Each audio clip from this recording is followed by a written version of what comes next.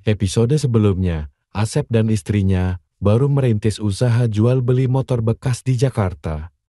Saat itu juga sepupunya si Yoga datang untuk mencari kerja.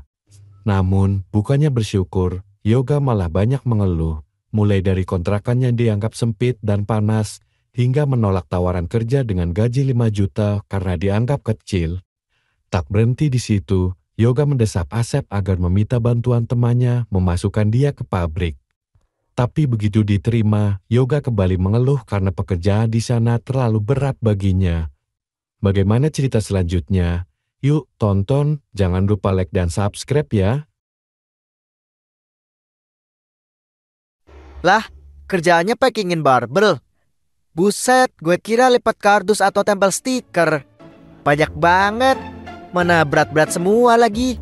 Gila. Yoga, cepet! Barbel ini semua harus dipacking hari ini.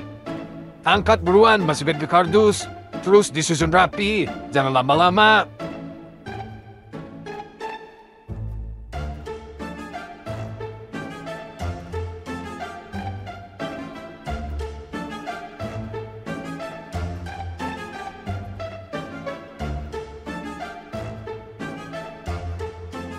Gimana mau betah kerja kayak gini?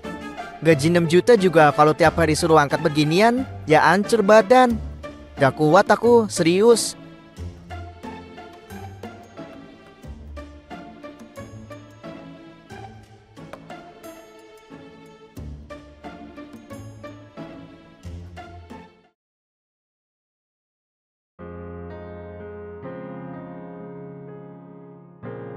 Mas Asep, aduh, kerjaan di pabrik itu parah banget mas. Bayangin aja, baru sehari kerja udah disuruh angkat-angkat barbel berat. Loh, emangnya kamu masuk bagian apa? Dari awal kan jelas kamu di bagian packing. Mungkin ya emang kerjaannya begitu. Tapi mas, 6 juta itu nggak sebanding sama capeknya. Aku kira ya kerja di pabrik tuh enak. Paling sambil duduk, nepelin stiker, terus isolasiin kardus. Ternyata malah kayak kuli angkut. Yoga, kamu tuh harus realistis. Orang-orang di luar sana pada rebutan kerjaan itu. 6 juta buat lulusan SMA, belum ada pengalaman, itu udah bagus banget. Ya, tapi buat apa ada uang kalau badan rusak, mas? Aku pikir, apa mending aku keluar aja ya, nyari kerjaan lain yang lebih enteng. Aduh, kamu tuh jangan kebanyakan milih. Aku udah repot-repot minta tolong temen buat masukin kamu ke situ. Malu aku kalau kamu berhenti cuma gara-gara capek sehari 2 hari kerja. Ya, tapi gimana mas? Aku kan juga gak mau nyiksa diri. Hidup aku masih panjang. Jangan sampai rusak badan aku gara-gara kerja begini. Denger ya Yok, kerja itu memang gak ada yang gampang. Semua orang pasti capek. Aku dulu juga pernah ngerasain lebih berat dari itu. Angkat barang di gudang, gaji malah jauh di bawah kamu sekarang. Tapi aku sabar dan bersyukur waktu itu. Karena aku yakin dari situ aku bisa dapat pengalaman. Udah, sekarang kamu masuk aja sana istirahat. Besok kerja lagi, jangan mikir aneh-aneh dulu. Kalau dari awal udah niat males, selamanya ya gak bakal betah dimanapun. Ya udah deh mas, aku masuk dulu.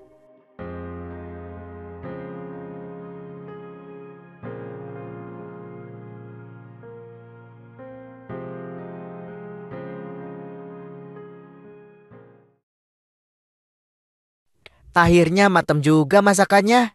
Udah lapar banget nih aku. Yoga, ambil secukupnya aja ya, biar nanti kita semua kebagian. Iya mbak, tenang aja. Aku kan emang kalau makan porsinya banyak. Dari kampung juga udah biasa segini. Kalau nggak banyak malah lemes jadinya. Ya nggak apa-apa makan banyak Yoga. Tapi ingat kita makannya bareng-bareng. Jadi jangan keburu dihabisin. Hehe, iya mas. Soalnya aku udah lapar banget. Sayurnya juga kelihatan enak. Apalagi kalau ada ayam goreng, pasti tambah jos. Syukuri aja yang ada dulu, Yok. Kita makan seadanya. Kalau ada rezeki lebih, baru bisa beli lauk yang lain. Iya mbak, Lagian cuma makanan gini doang.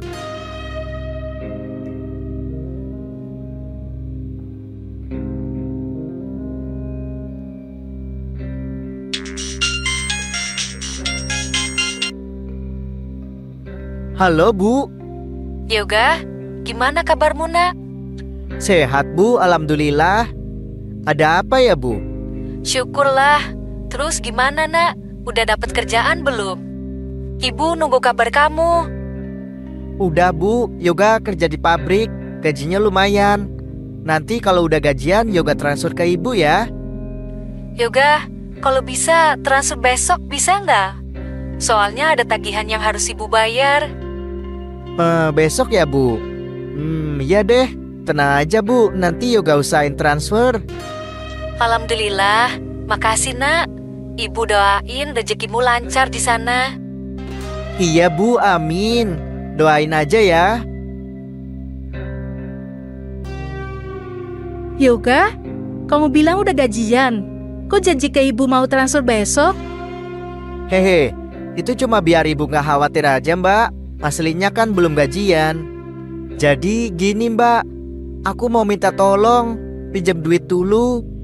Sekitar 800.000. Nanti aku ganti begitu gajian. 800.000. Duit dari mana? Kamu pikir gampang nyari uang segitu? Kita aja ini lagi pas-pasan. Mas Asep juga sering kamu mintain. Aku ngerti Mbak, tapi ini demi Ibu. Lagi butuh banget katanya. Kalau bisa tolong ya. Aku janji gak macem-macem, begitu gajian aku balikin. Aku ngerti kamu butuh, apalagi buat ibu kamu. Tapi jujur, aku sama Mas Asep juga lagi ngepas banget. Segitu tuh bukan uang kecil. Jadi maaf, kali ini aku gak bisa bantu. Serius Mbak, masa segitu aja gak bisa? Aku pikir di sini lebih enak, ternyata malah susah ya. Kamu jangan ngomong gitu, Yoga. Kita udah berusaha nampung kamu di sini. Tolong hargai itu. Ya udahlah. Susah amat minta segitu doang.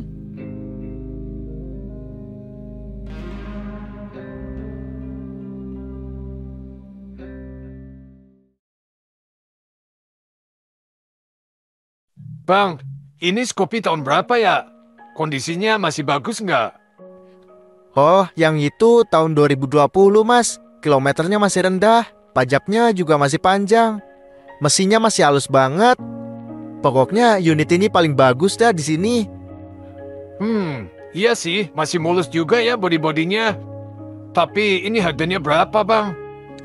Ini saya buka harga 18 juta Mas. Masih bisa nego tipis lah kalau serius. Wah, agak kemahalan ya bang. Saya kemarin sempat lihat di online ada yang harga 16 juta kayak gini. Betul Mas, banyak yang jual murah. Tapi biasanya ada catatan, entah pajaknya mati atau motor pernah nabrak. Yang ini insya Allah aman, harga saya udah ikut pasaran.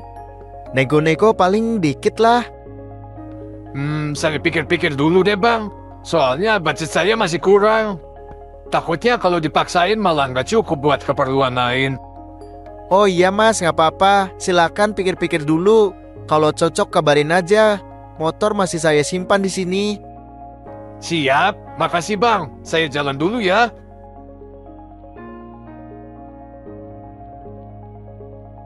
Ya ampun, jualan motor sekarang susah banget ya.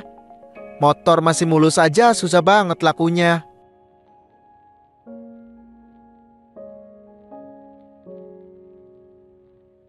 Loh, jam segini kok masih ada bahan? Kamu nggak berangkat kerja? Ah, males Mbak. Kerjaannya berat banget. Masa tiap hari disuruh angkat-angkat barbel? Itu sih bukan kerja, tapi nyiksa badan.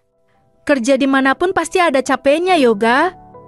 Kamu baru aja mulai, jangan gampang nyerah gitu. Capeknya nggak wajar Mbak. Orang lain enak kerja di kantor, duduk adem, gaji lancar.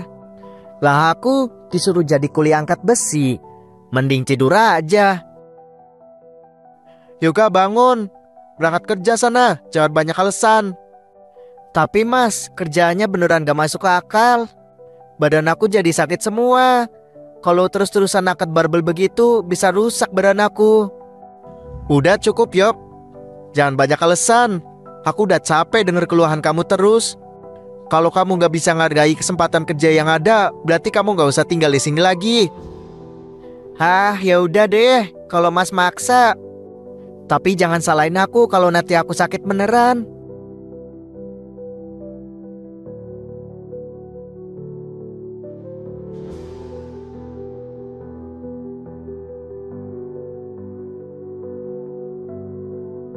Mas, aku udah gak kuat lagi lihat tingkah Yoga. Makannya banyak, udah gitu sering minta uang terus. Sekarang malah gak mau kerja lagi. Mas sendiri juga capek kan nanggung dia? Iya, aku juga kesel. Kalau sampai dia mogok kerja, aku bisa malu sama temanku yang udah bantuin dia masukin ke pabrik. Ya terus sampai kapan begini Mas? Dia seenaknya numpang, makan, tidur, ongkos juga minta. Kita yang kerja banting tulang, dia malah leha-leha kayak raja. Kalau dia mau usaha, mungkin aku masih bisa sabar. Tapi sekarang dia udah jelas-jelas gak niat kerja. Aku tuh sebenarnya gak tega. Dulu waktu aku jatuh, gak punya apa-apa, ayahnya Yoga yang sering nolongin. Aku masih inget banget. Rasanya aku gak bisa balas budi kalau sekarang anaknya aku usir. Mas, balas budi itu sewajarnya. Tapi jangan sampai kita kayak dimanfaatin. Mas itu terlalu sungkan, makanya begini jadinya. Ingat Mas, orang sungkan itu selalu dipertemukan sama orang yang gak tahu diri.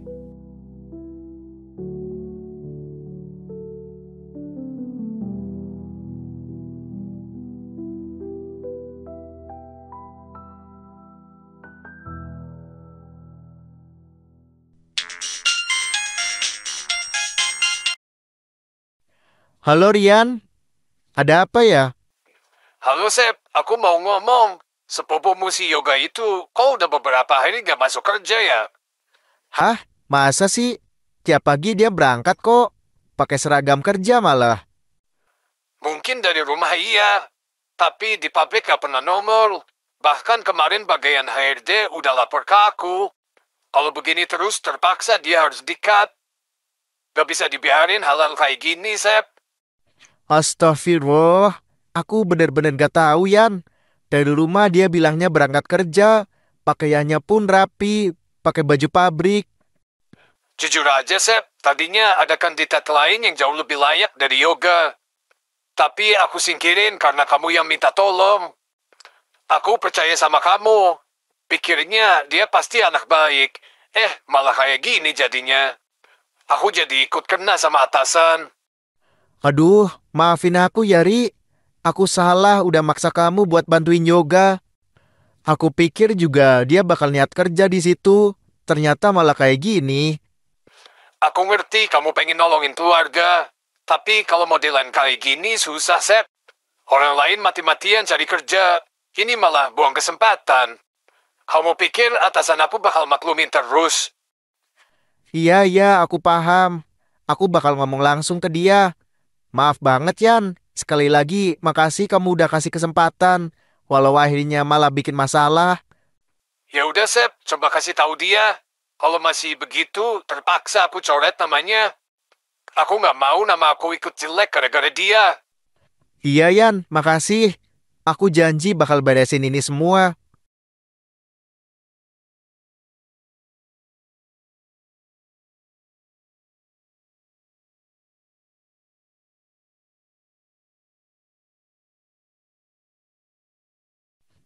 Yoga, kamu udah berapa hari gak masuk kerja?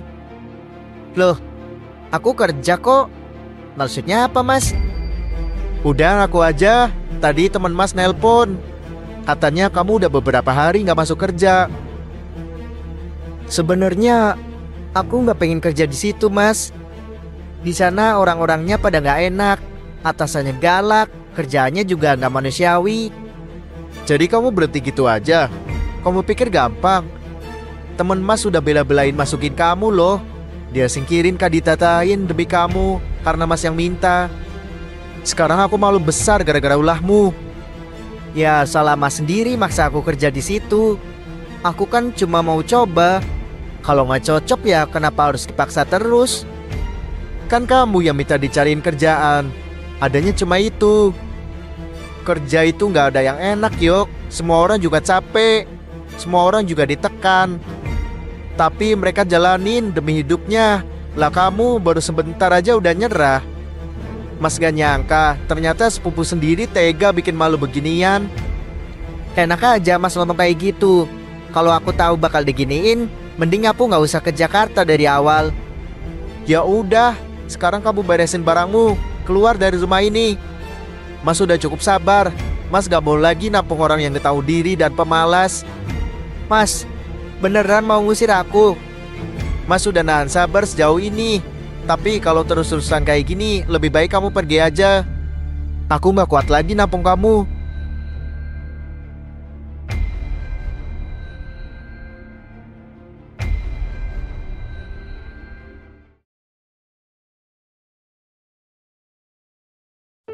Kesabaran Asep akhirnya habis. Setelah berulang kali ditolong dan diberi kesempatan, Yoga justru semakin menjadi-jadi. Bukannya berubah, dia malah makin menyusahkan. Di hari itu, Asep tak punya pilihan lain selain mengusir sepupunya sendiri dari rumah kontrakan. Bu, sejak ayah ninggalin kita, ibu jadi sering sakit-sakitan gini. Yoga sedih liatnya. Makanya Yoga mau merantau. Yoga gak mau lihat ibu susah terus. Ibu nggak apa-apa, Nak. Yang penting kamu hati-hati di sana. Jangan lupa sholat, jangan lupa jaga diri. Iya Bu, doain aja biar Yoga jadi orang sukses. Nanti kalau udah kerja, ibu bisa beli baju di mall. Pilih aja yang ibu suka, gak usah mikir harganya. Yoga janji, ibu bakal bahagia. Amin, Nak. Ibu doakan yang terbaik buat kamu.